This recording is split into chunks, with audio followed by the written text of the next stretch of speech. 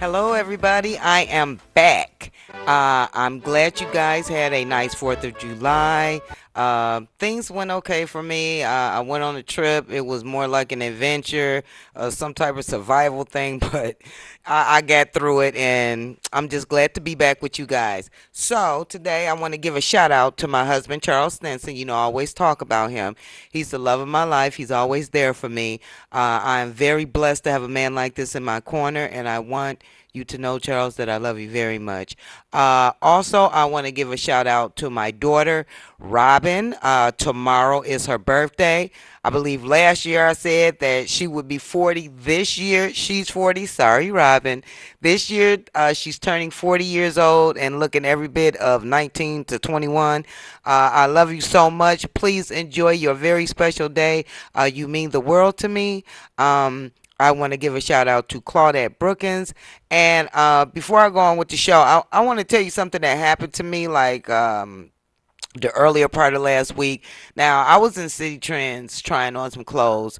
And, when you go into the fitting rooms, you have to have an attendant come and they have to, count out how many items you can take in there. So I went into the room and everything, tried on what I was going to try on, put it back on the hangers, decided to buy it. As I came out, this older lady, ran up to the door and went to grab the door, and I'm about to close the door. So she's like, "What are you doing?" I'm like, "What are you doing?" And she's like, "Oh, you're just gonna slam my hands?" I'm like, "Yes, I am gonna slam your hands." I just said that to say this. This lady was actually trying to boost some clothes. Then she told me that I was so rude. And I told her, as long as you're not using my dime to steal, I will be the rude one. You have a good day. I said that to say this. Stan, there's some older folks out here that feel like you supposed to just let them use you to get away with anything, and don't fall for that. Don't let people when you're somewhere and there's rules and regulations, don't let nobody take you out of your character and the things that you are supposed to do, because after all that was over with, I went and asked the lady, "We're not supposed to let the people go into the rooms," and she was like, "No, ma'am." She was like, basically, it's only three items you can take in there, and this lady had like 50,000 items, and she had stuff like in the back of her pants, and I'm like, this lady has truly lost her mind. She actually thought for a minute that I was not going to slam her hands until she looked into my eyes and seen that I was. So, I just had to say that because older folks could try to take advantage of younger folks or people that they think are younger than them, and don't fall for that. Please don't fall for that, because it's just stick to your guns. Whether they don't want to hear it or not, God sees that you're doing the right thing, and that's all that matters. So let's get to the show. So, the last time I was here, I was talking about Alice Bailey and her 10-point system, her 10-point plan to bring, I guess, African Americans down, people that white supremacy people feel that's feeble, ignorant, non-knowing folks, But back in the 1920s, these rules were given, and it never amazes me that the New World Order, even back in those days and even before then, had an agenda for black folks. And, I'm not going to reread all of this, but I'm just going to tell you a couple of the plans that I did read the last time that I was here. And starting from number one, no, I thought I had number one. Okay, starting from number one, uh, it was take God and prayer out of the schools. Number two was to reduce the parental authority over your children. Number three was to destroy the Christian structure. Let's see, number four. Excuse me, you guys. I'm a bit flustered today. I'm a bit flustered today, so excuse me. I'm trying to find number 4, and I can't find it, but I'll have it for you later. Uh, Number 6 was to make homosexuality an alternate night lifestyle. Number 7 was to debase art and make it run mad. So I need to explain that, and that's where I'm going to start at. Um, how do you debase art and make it run mad? Promote new forms of art which will corrupt and defile the imagination of people, because art is the language of the spirit that that which is inside you can bring out. And painting, music, drama, and it goes on to say, look at the equality of the music that's coming out in films and out in Hollywood. So basically, it's just saying to make paintings, music, shows, whatever your spirit can pick up, make it more defiled so it can become the norm. Basically, that's what it's saying. So then it was to use media to promote and change mindset. This was the one that I left off on, actually. It says the greatest channel you need to use to change human attitude is media. Use the press, the radio, TV, cinema. You can tell today how successful they've been in implementing this plan ever since 1921 up until now, via media as well as advertising agencies, billboards, magazines. Who controls media? The New Agers. That's who control it. The New World Order. So much money is pumped into media and advertising, the spreading of pornography and material of other sources of sex. Now, it's so crazy how, especially the news.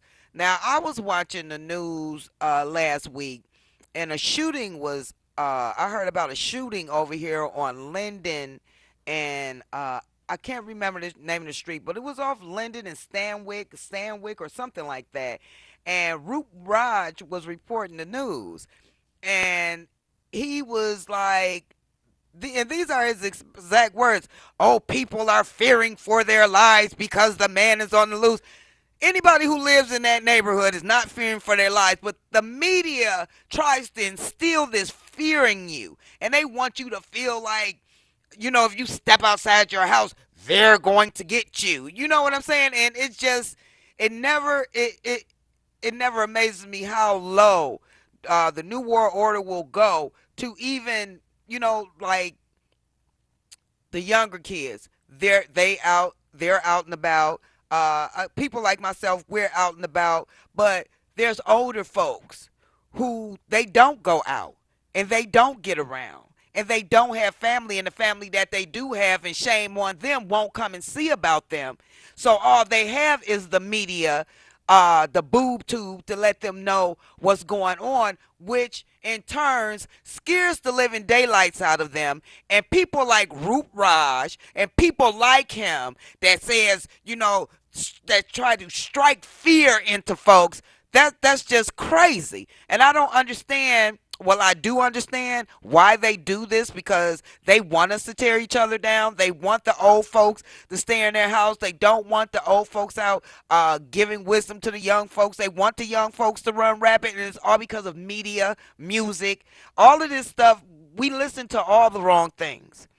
And like I said the last time that I was on, just because it has a good beat don't make it good for your soul. And we don't pay no attention to that. We think that it's all right.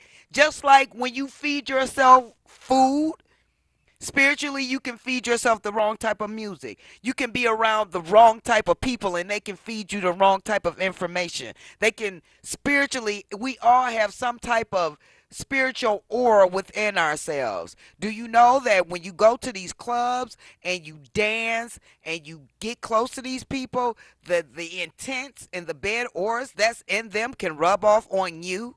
When you're having sex, that's why they want sex to run rapid.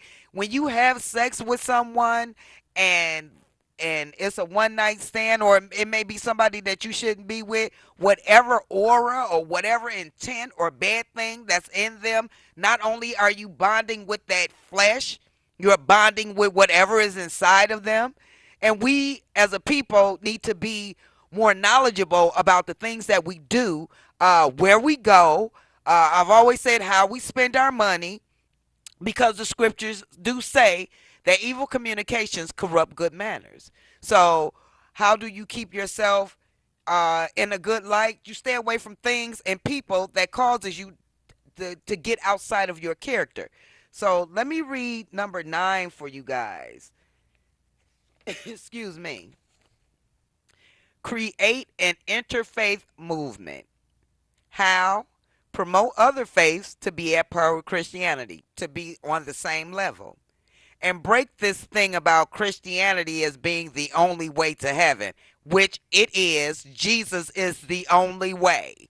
Forget what Oprah done told you. By that, Christianity will be pulled down and other faiths promoted. Alex Bailey said, promote the importance of man in determining his own future and destiny. Humanism, she said, tell man he has the right to choose what he wants to be, and he can make it happen.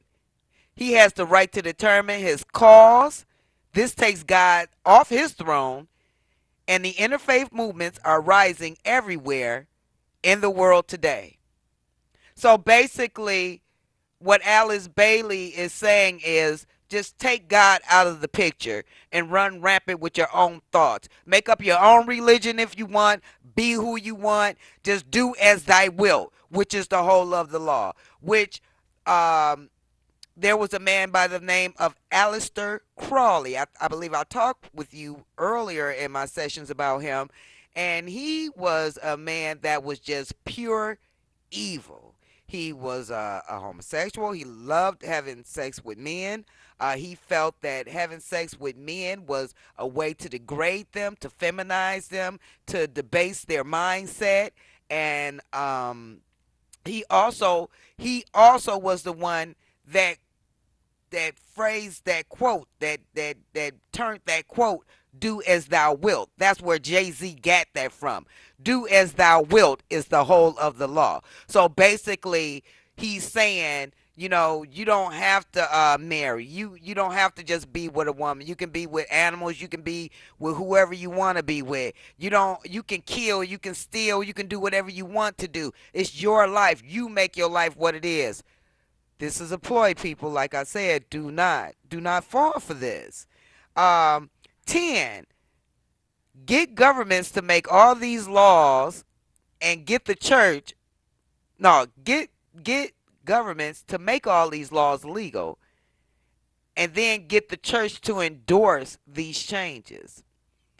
The church must change its doctrines and accommodate the people by accepting those things and put them into its structure and systems.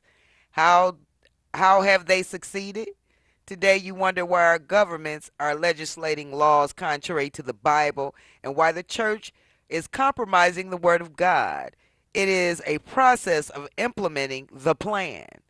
An over 50-year strategy of the New Age movement to fulfill the ultimate goal to establish one world government, one world economic system, and one world religion. Today, strategy almost its entirety has been adopted by the United Nations, and today a lot of it is already in many nations. This deception has crept up unobserved on so many people, it can be demonstrated through the well known analogy of the frog in the pot of water. I don't know what that analogy is, but I'm going to get it and I'm going to bring it here for you and let you guys know what it is. Oh, I guess they're going to say it. If you put a frog in a pot of boiling water, it is smart enough to know that it is in terrible danger and will immediately jump out to safety. But if you turn the heat up very slowly, a little at a time, it doesn't notice it's slowly cooking to death. And it don't seem to realize how far they have come from where they once were. Today, the Western world is not struggling to resist these because the New Age movement focused primarily on the West because that was the Christian world in the 19th century. The New Age movement has a school called the Akani school, which is the school of all the leaders of the Western world. They subscribe to it. It is recorded, and that they say they have succeeded the task in the West. But suddenly they realize Christianity has migrated to the rest of the world. So they have now to use every resource in the West to deal with the rest of the world. In Africa, South Africa is the number one state. It is changing at such a rapid speed. They are saying give to African states a financial package with conditions. So basically, all they're saying is all of these steps that I took you through, they've been doing for years and years and years. They tried to do it when slavery came about. Uh, they couldn't do it because there were I'm gonna say it like this because down through the years, even from Babylonian days, like the Israelites, they were enslaved, and the Lord, through His wisdom and knowledge, brung leaders up to set them free, as did He bring leaders up back in slavery days to set us free.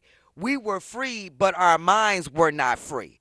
But once we got free, these 10-point plan systems came into effect, and we are slowly but surely dying off because we're not paying no attention to what the government is doing. We're being very brainwashed to the way that the media is portraying things. The things that we feel are good for us are not good for us, people. We need to start having some self control about the things that we eat, about the things that we watch, about the people that we be around. We have to stop being so scared to speak our minds and speak out when wrong things are being done, especially to us. And speaking of that, I want to speak on something that happened to me now. I was on a set last week, and uh, after a few hours, we had lunch and everything. And, as I was standing in line, and it was no disrespect to the caterers, but I was so enraged. Because I said, you know what, I'm not coming back. I'm just not. And a lot of us want to be we want to be up there. We want to be with the hip crowd. So we think are the hip crowd. As we're standing in line, the I don't think it was the director. I think it was the people who prepared the food, who brung the food in. They said that all of the background people had to wait until the crew, the crew and the other actors ate, and then they can have what was left over. Now, mind you, I was so upset about this to where I really wasn't paying no attention, and when it comes to my mouth, sometimes I need to have some self control because I was thinking this, but I didn't know that it came out my mouth. And I wanted to tell the people who catered the food that I was very sorry because it wasn't really aimed towards them. But I said, I'm not eating this crap. What I meant to say is if I have to wait to eat, I will go somewhere and eat and come back, which that's what I did. And I'm trying to tell some of you folks out here that go on these sets and allow these people to talk to you and treat you any kind of way. You have to stop doing that because they need you a lot more than you need them. Please believe what I'm telling you. I am not going to go on nobody's set and them tell me, make me feel degraded or lower than, and make me wait when we all can eat together. Because once all of these people ate, then the other people come and eat, but it's like after they eat, so if it's not enough, it's just not enough. Then after they eat, they go back and then they come and tell you you have 10 minutes to eat. So not only are you gobbling your food down, messing up your digestive tract, you want to be in this whatever it is so bad that you're willing to make yourself sick. Stop doing that. Stop degrading yourself. It's just like what the government want us to do. You want to be in a movie so bad. You want to be seen so bad. Stop doing that. I was on another set. some years back, there was a movie called Kill the Irishman. Uh, uh, Christopher Walken was in that. Val Kilmer was in that, and I was asked to come like later in the day, like about 1 o'clock. But there were some people that was down there like at 6 in the morning. So when I get down there, they have people like just sitting in this big warehouse, and it's hot in there. There's no fans. One of the ladies were was complaining to me, telling me that uh, all they had to eat was like these little boxes of cereals that the kindergartners get in first grade, and the little cartons of milk. Some of the milk was like that was the day of expiration date. Meanwhile, the stars, they had eggs, Benedict, bacon, grits, stuff like that. And then one dude walked up and said, "Yeah." And after that, I guess when they couldn't finish eating what they was eating, the cook said it's not a lot, but whoever can get here first can eat the rest of what they didn't eat. He said so many people ran up there to eat that food. Why in the world would you? Why would you disgrace yourself like that? And on this set, it was just all black people in this particular unit, because there was a scene where they walked into, I guess it was a black bar or whatever, African American bar, and they had all these people separate from everybody else. So I'm like not, I'm like I couldn't believe what they were saying. So about 6 or 7 o'clock came around, and personal cooks came in. They was making lasagna. They had lasagna and what you call it, Chinese type food. I mean, anything that they wanted. So a truck pulled up with day old sandwiches for the extras. So I called my husband like, I'm on my way home. So I just walked off the set.